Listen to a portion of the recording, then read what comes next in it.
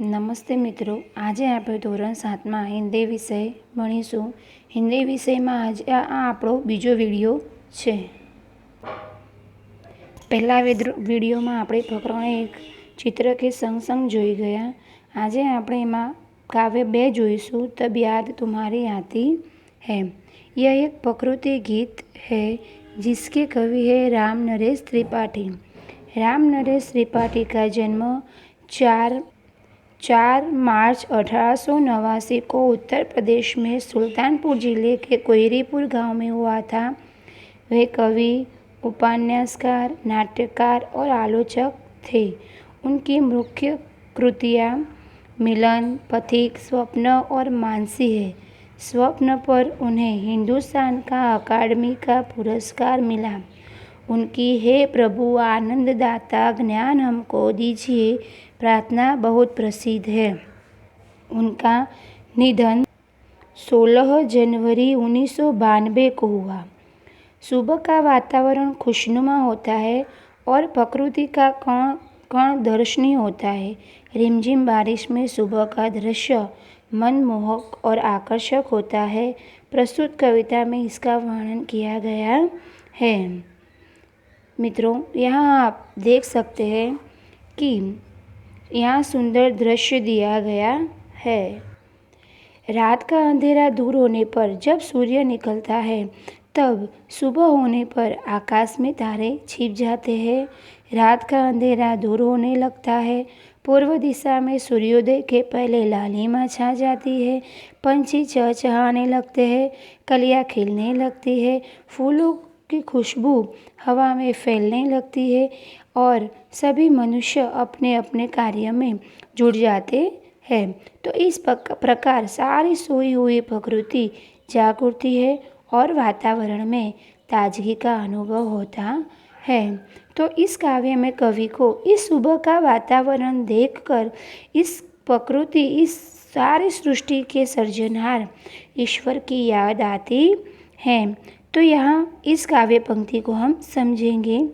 जब बहुत सुबह चिड़िया उठकर कुछ गीत खुशी के गाती है, कलियाँ दरवाजे खोल खोल जब दुनिया पर मुस्काती है, खुशबू की लहरें जब घर से बाहर दौड़ लगाती है, हे जग के सिरजनहार प्रभु तब याद तुम्हारी आती है.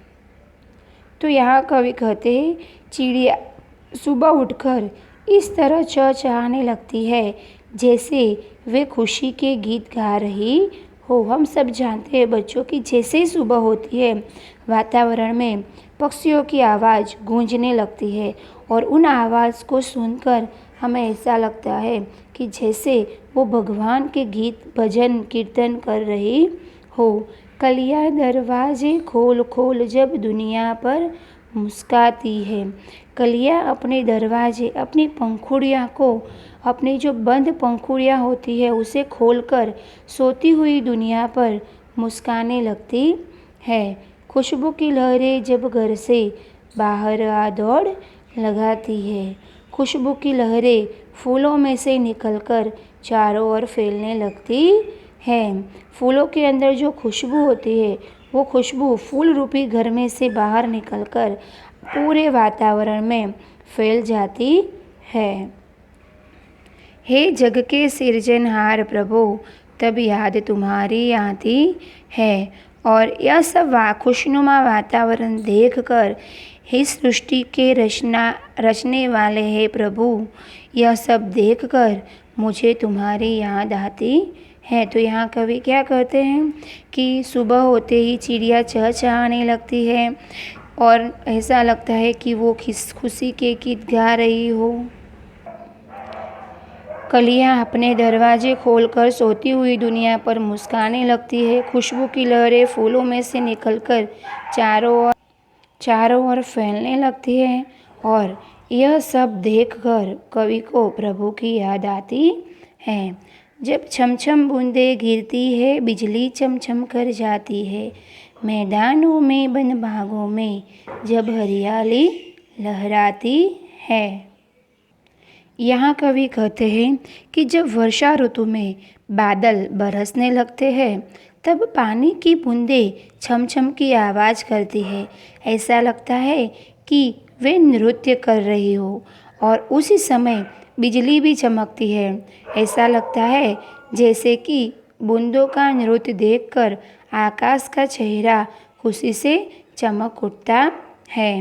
मैदानों में वन बागों में जब हरियाली लहराती है तो यहाँ कवि कहते हैं कि वर्षा ऋतु में धरती को पानी मिलता है। वीरान पड़ी धरती पर घास उगती है। पेड़ पौधे सूखे पेड़ पौधे हरे हो उठते हैं और पेड़ और पौधे को नया जीवन मिलता है। उनके हरे पत्तों की शोभा बढ़ती है। इस प्रकार वर्षा ऋतु में सारी धरती पर हरियाली छा जाती है। जब ठंडी ठंडी हवा कहीं से मस्ती ढोक कर लाती है, हे जग के सिरजनहार प्रभु, तब याद तुम्हारी आती है। जब बारिश होती है तब वातावरण में एकदम ठंडक का अनुभव हमें होता है। तो यह ठंडी हवा भी कहीं से ढेर सारी मस्ती उठाकर ले आती है और यह सब देखकर इस सृष्टि की रचना करने वाले प्रभु मुझे तुम्हारी याद आती है। यहाँ इस काव्य के कुछ शब्दार्थ दिए गए हैं बच्चों। चिड़िया तो पंछी पक्षी, लहर तो तरंग झोंका, सिरजनहार तो सृष्टि की रचना करने वाला प्रभु, हरियाली तो हरा भरा, ढोना तो बोझ उठाना। तो मित्रों, आपको यह पूरी कविता